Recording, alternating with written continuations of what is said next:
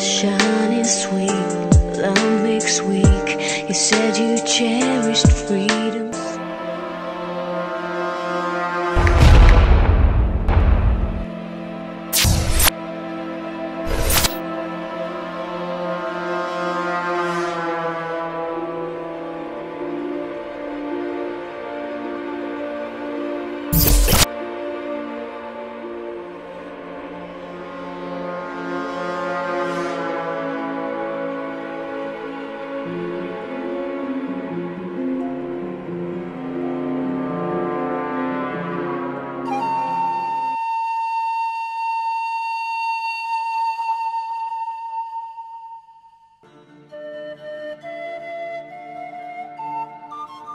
Dialoguer, échanger, parler, informer, s'informer et communiquer, tels sont des actes que pose l'homme à longueur des journées de manière consciente ou inconsciente dans la réalisation de son être individuel ou sociétal. C'est de cette manière que l'homme organise et s'organise, structure et s'exstructure, façonne, influence et s'engage dans son environnement vital à travers multiples procès d'information et de communication. En notre temps, sous l'impulsion de la mondialisation, dialoguer, échanger, informer, s'informer et communiquer sont devenus une priorité. C'est dans ce cadre que les réseaux sociaux sont des lieux de rencontre entre les membres d'un site internet où les personnes veulent réduire le monde à un petit village. En République démocratique du Congo, comme partout dans le monde, les réseaux sociaux sont parmi les moyens les plus populaires d'information. Tout est en direct, informations vérifiées, non vérifiées, images atroces et tout autre type d'informations sont diffusées sur les réseaux sociaux. Il est réel que les nouvelles technologies de l'information et de la communication, un nouveau système communicationnel, posent des problèmes nouveaux. D'abord, pas de réglementation, pas de formation des utilisateurs, bref, un système où tout est permis. Ces réseaux sociaux exercent aussi sur le public une dédiction extraordinaire car ils immobilisent les jeunes pendant de longues heures de la journée ainsi que de la nuit. Vous savez, les réseaux sociaux, c'est aussi une nouvelle technique ou des outils de communication, outils de diffusion des informations, d'échange d'informations qui sont des émanations des nouvelles technologies de la communication et de l'information. Et un certain nombre de messages passent par ces réseaux ou par cet outil à l'attention de plusieurs consommateurs de ces messages. Les réseaux sociaux font partie de l'ensemble des médias. Et les médias sont un grand pouvoir dans notre pays et partout au monde entier. On est autorisé à chercher l'information partout, mais lorsqu'il est question de vie privée, là c'est une limite pour l'information. Lorsqu'il s'agit de ce que la loi appelle l'ordre public, les journalistes doivent s'arrêter. Les réseaux sociaux pour moi c'est un canal qui permet tout. Les bonnes et les mauvaises choses. Lorsqu'il faut lire la Constitution, le droit à l'information est garanti. Les droits à la liberté d'opinion, à la liberté de presse, la liberté de penser, ce sont des droits qui sont garantis par la Constitution. Mais attention, autant ces droits existent, une liberté donc, Mais la liberté n'est liberté que lorsqu'il y a des limites. Ces réseaux sociaux ne sont-ils pas un couteau à double tranchant pour la génération à venir? Leur usage n'exige-t-il pas une certaine dose d'esprit critique pour une exploitation responsable? Que communique-t-on sur ces réseaux sociaux?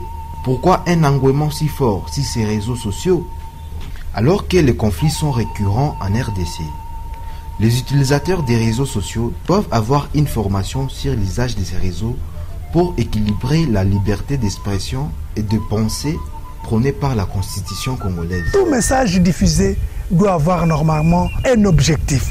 Pourquoi je diffuse cette information?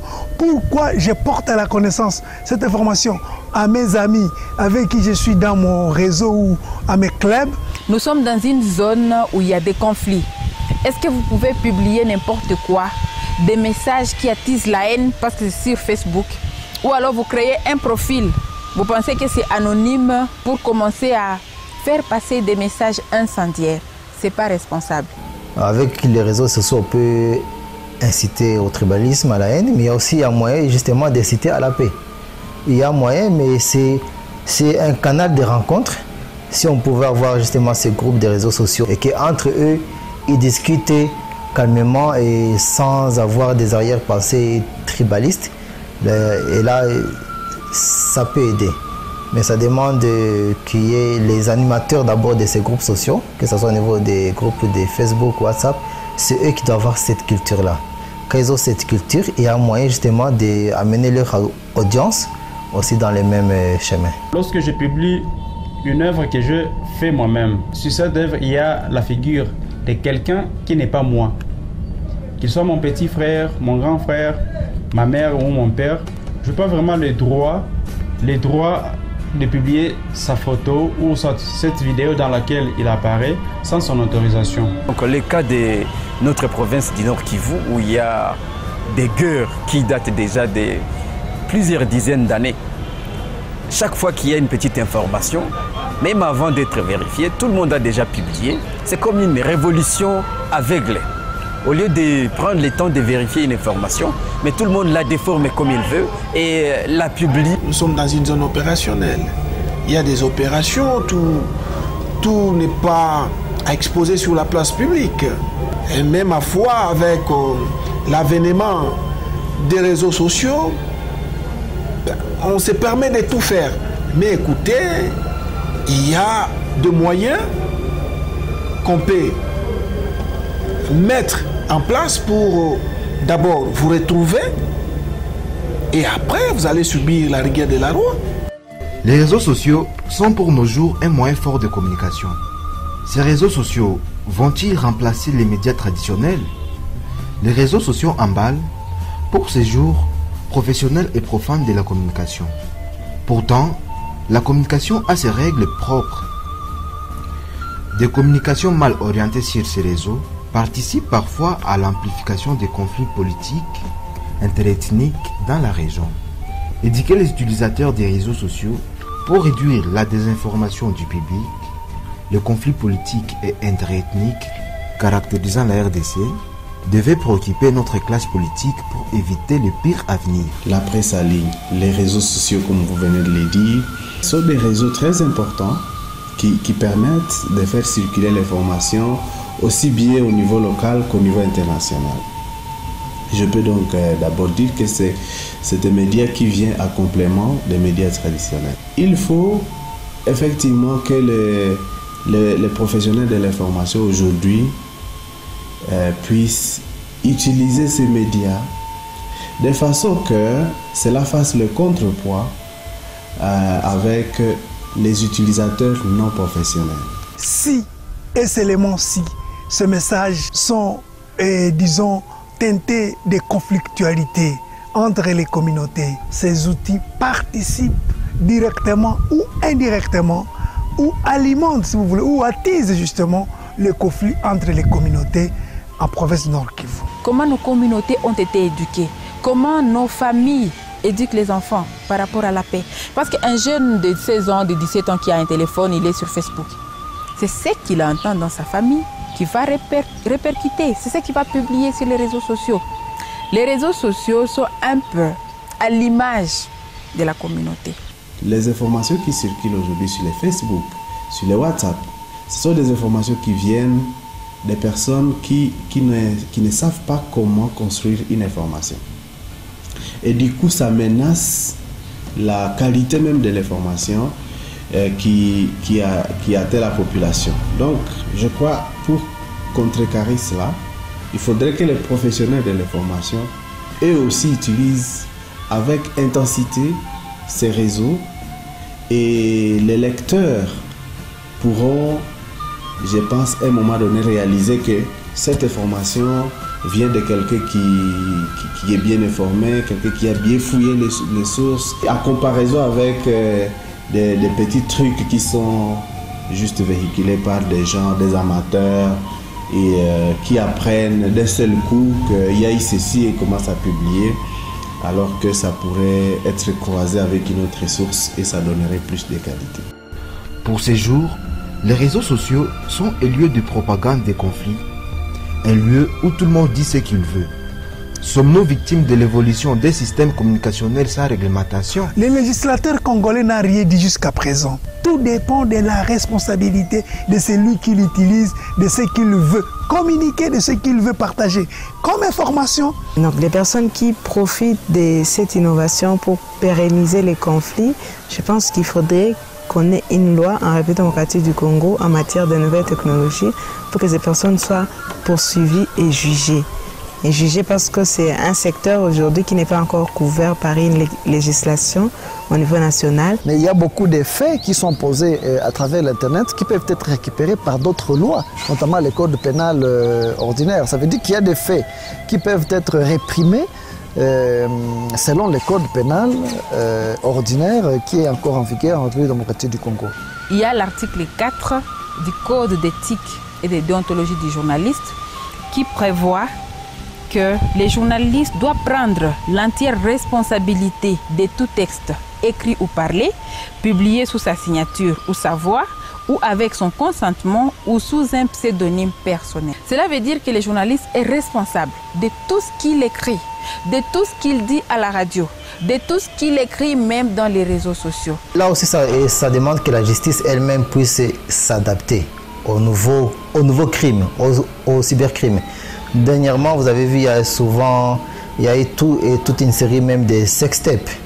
Des gens qui balancent des vidéos d'autres personnes dans des positions qui sont un petit peu délicates. La justice doit aussi essayer de voir comment s'adapter et avoir des stratégies pour savoir l'origine exacte de tels messages. Il y a les valeurs citoyennes auprès desquelles les citoyens sont censés c'est conformer, parce qu'il faut d'abord respecter la vie privée de l'autre, mais pour tout ça il faut une réglementation. Donc la réglementation doit couvrir tout le monde. Il faut qu'elle soit vulgarisée. Utiliser les réseaux sociaux représente l'une des activités les plus courantes chez les jeunes. Une étude menée à Goma démontre que 51% des jeunes se connectent à leur réseau social favori au moins une fois par jour et que 22% des jeunes le font plus de 10 fois par jour. Ce qui explique une popularité des réseaux sociaux qui doivent être utilisés pour la mobilisation des jeunes pour de bonnes valeurs. Aujourd'hui, par exemple, ce sont les jeunes qui sont beaucoup plus ancrés dans les réseaux sociaux, et diffuser des messages de haine à travers ces réseaux, c'est tuer la communauté. C'est pousser les jeunes à la révolte, c'est pousser les jeunes à commettre des homicides, c'est pousser les jeunes à diviser la société. Donc on doit cultiver la responsabilité, on doit s'enseigner la responsabilité. Nous devons travailler sur notre communauté, travailler sur l'éducation à la paix dès le bas âge. Je veux voir sur une communication des commentaires qui s'enchaînent où les gens ne font que des messages incendiaires. C'est pas normal. Et celui qui essaie de remettre les gens sur la bonne voie, il est critiqué. Les réseaux sociaux nous permettent d'atteindre beaucoup d'informations même qui jouent sur la morale des enfants. Il y a la promotion de la pornographie accentuée sur des réseaux sociaux. Les réseaux sociaux sont là pour réunir plusieurs communautés. Et lorsqu'on est en plusieurs communautés, tout le monde a sa façon de voir, de comprendre et d'analyser les choses. Alors, la bonne utilisation chez moi, c'est d'abord être attentif à ce dont nous voulons rendre public. Nous devons être responsables de nos publications. Les réseaux sociaux, qui se développent à grande vitesse au cours de ces dernières années, s'avèrent hautement populaires auprès des jeunes notamment parce qu'ils leur offrent l'opportunité de se divertir, mais également de communiquer entre eux. Cependant, il demeure essentiel que les jeunes sachent en faire une utilisation sûre et appropriée, sur quoi certains problèmes pourraient servir. Et il est malheureusement des gens qui aiment, qui sont dedans, le Facebook, le WhatsApp, comme vous avez dit, tous les systèmes là-bas, ils y sont par fait des modes, par imitation. Puisque quand vous êtes dedans, vous êtes donc un homme d'actualité. Et là, c'est dû au fait qu'on n'a pas eu une formation à l'utilisation optimale des réseaux sociaux. Et pour ça, il faut avoir la volonté, parce que les gens qui peuvent former, ils sont partout. Aujourd'hui, il y a des pirates en ligne, il y a des hackers, comme on les appelle, des personnes qui peuvent même voler l'argent et même,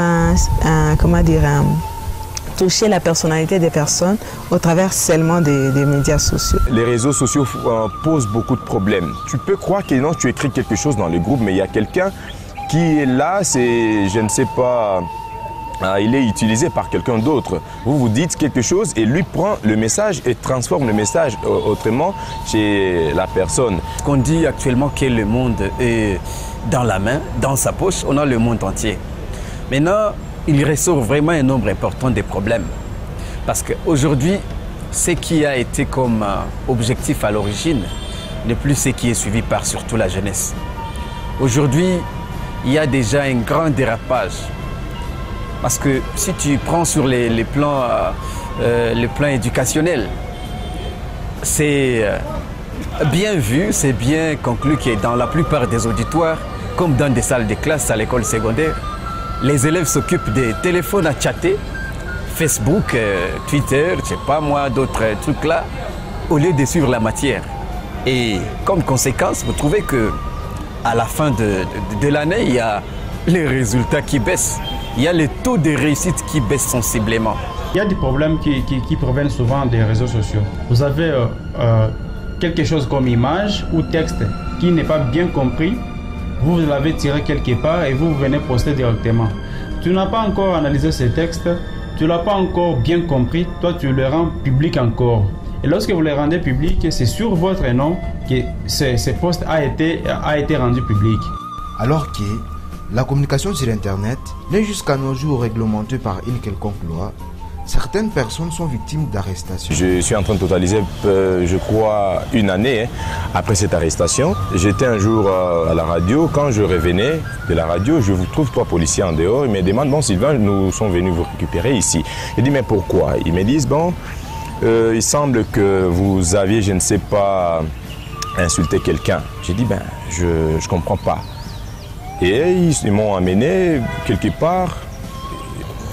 J'avais compris par la suite que c'était juste à cause d'une photo que j'avais trouvée dans un groupe WhatsApp. Et la photo donc, portait quelques visages des grandes personnalités de la ville de Goma, et non seulement de la ville, mais également de notre cher beau pays, la RDC. Quand la photo était tombée dans le groupe, moi je me dis, ben voilà, la personne, moi je ne parlais pas le même langage avec lui. Laissez-moi barrer la photo. Je suis en train dans Photoshop, j'ai barré la photo, j'ai écrit que cette photo n'a pas de place ici. Et c'est à partir de ça que j'étais mis aux arrêts. C'était pas facile tout d'abord parce que j'avais fait 3 jours au cachot. 3 jours au cachot, j'avais commencé à la police de police, je suis allé au niveau du parquet. Et maintenant, il y a la jeunesse de Goma qui était vraiment de mon côté. Et non seulement la jeunesse de Goma, mais également le GED, Journalistes en danger, qui s'était vraiment intégré dans le dossier. Et voilà, après beaucoup des démarches par-ci, par-là, Goma, Kinshasa, les téléphones avaient beaucoup sonné. Et on m'avait libéré, c'était vers le soir, un bon jour là. Je suis un cas d'école parce que j'ai fait l'objet d'une injure publique à travers les réseaux sociaux. Un citoyen de Goma qui s'est autorisé à aller au-delà en essayant de nous insulter sur Internet. Bon, peut-être qu'il pensait que le fait qu'il a fait sur Internet et qu'il n'y a pas une loi qui réprime les infractions sur Internet, il ne pourra pas être poursuivi. Mais non, nous avons fait une plainte au parquet près le tribunal de paix de Goma. Le parquet a émis un mandat d'amener. Il a été arrêté. Et tout s'est passé comme prévu. Donc ce n'est pas parce qu'il n'y a pas une loi spécifique en matière d'Internet que l'on peut se permettre de pouvoir violer les droits d'autrui. Les réseaux sociaux, comme les autres médias existants, doivent avoir une réglementation pour éviter une interprétation personnelle des lois existantes relatives à la communication. Au même moment, nous pouvons insister sur la responsabilité des journalistes, mais au même moment, nous devons insister sur l'amélioration du cadre légal qui doit aujourd'hui intégrer l'utilisation de l'Internet et dire qui doit utiliser, qui a la possibilité de publier, même si, bien entendu, cette possibilité de publier par tout le monde, ça apporte un petit plus pour les chercheurs, mais quelque part, il faudrait que la responsabilité dont nous parlions soit aussi reconnue par une loi au sujet des réseaux sociaux. Bon, il faut d'abord reconnaître que la gestion de l'Internet est une nouveauté. Vous allez même constater que dans l'architecture du gouvernement, c'est à peine que nous commençons à avoir un ministère qui est chargé des pétantiques. Ça veut dire qu'on parle de la nouvelle technologie de l'information, parmi lesquelles il y a l'Internet. C'est-à-dire qu'au niveau du gouvernement, il peut exister une ébauche de projets ou de programmes pour la gestion de l'Internet. Mais il faut se dire que ce n'est pas possible de gérer la question de l'Internet s'il n'y a pas une loi particulière, une loi spécifique qui parle de la gestion de l'information sur l'Internet. Parce que l'Internet, c'est vraiment du nouveau dans une bonne partie du pays et surtout en Afrique. En fait, vous savez que l'Internet, c'est quelque chose de très récent. Il n'y a pas de loi spécifique sur sa réglementation. Mais au contraire, il y a une loi qui est en préparation sur les télécommunications en général.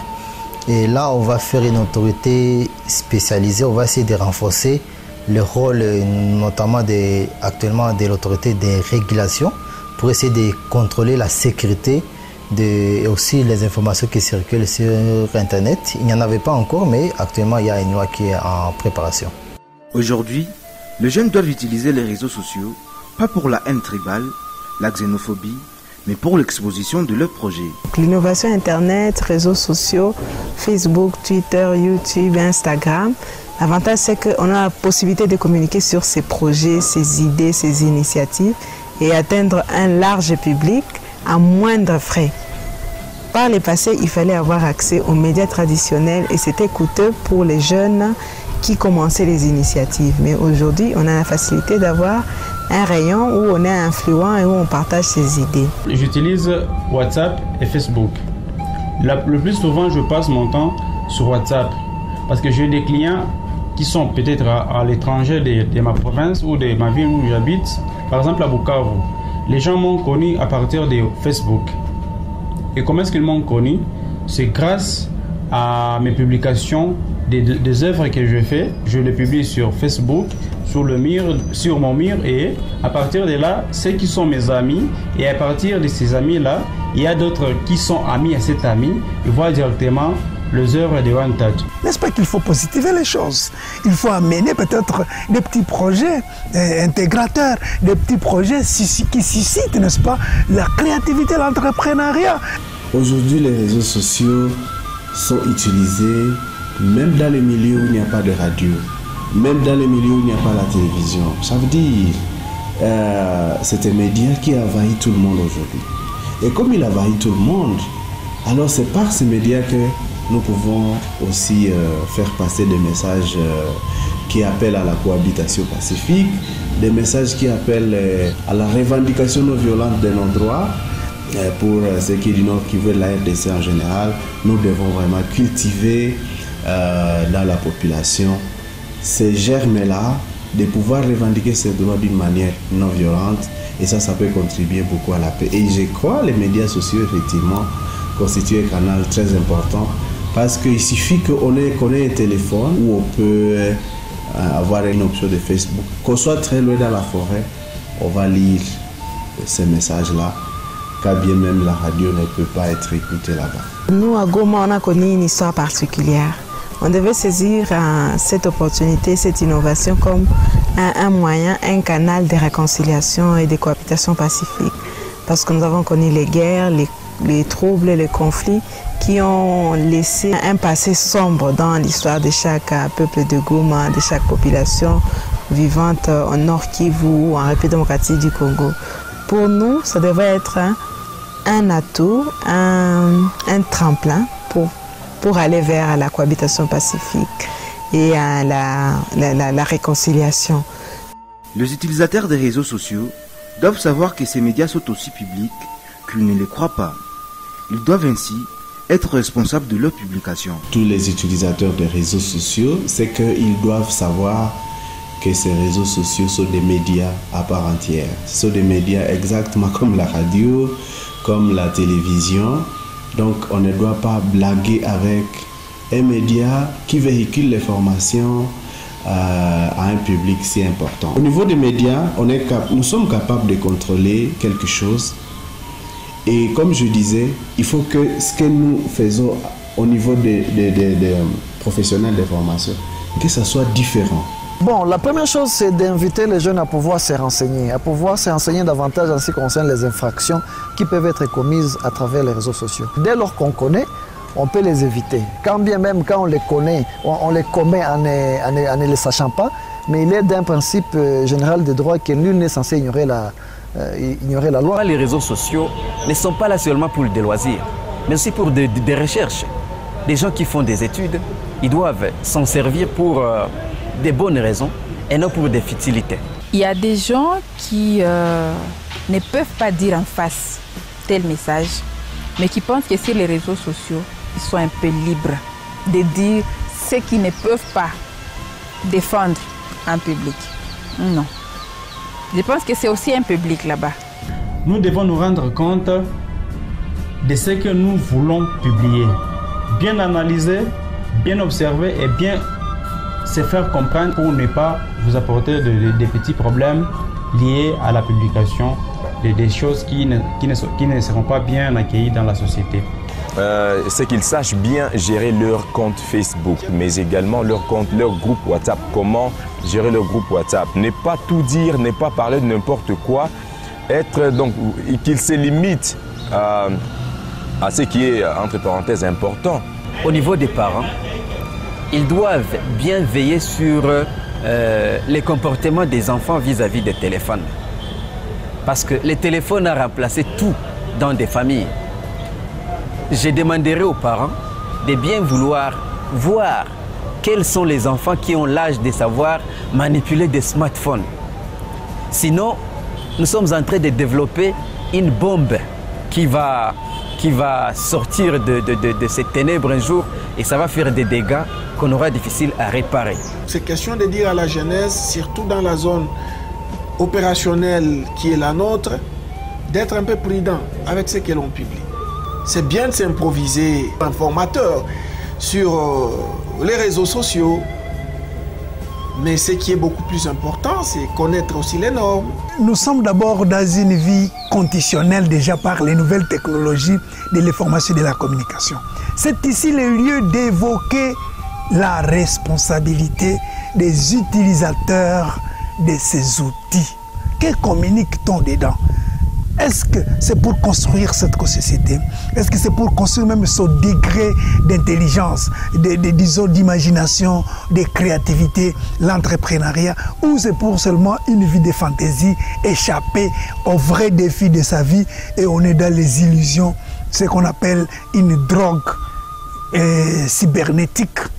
Nous devons justement prédéfinir à notre niveau, disons, le leitmotiv, le pourquoi d'adhérer à ces outils et qu'est-ce que je dois communiquer. Les réseaux sociaux, ce n'est pas juste un jeu. Dire non, là, je peux écrire n'importe quoi. Quelque chose que tu n'es pas en mesure de prononcer publiquement à la rue, de le prononcer face à face avec une autre personne, il n'est pas aussi recommandé de le faire sur les réseaux sociaux. Les réseaux sociaux sont à nos jours un complément aux médias traditionnels. Il faut alors penser à l'éducation des usagers de ces réseaux sociaux qui accèdent à ces canaux à moindre coût. Beaucoup reste à faire pour la bonne utilisation des réseaux sociaux. Chacun peut, selon ses moyens, contribuer pour l'éducation des utilisateurs des réseaux sociaux.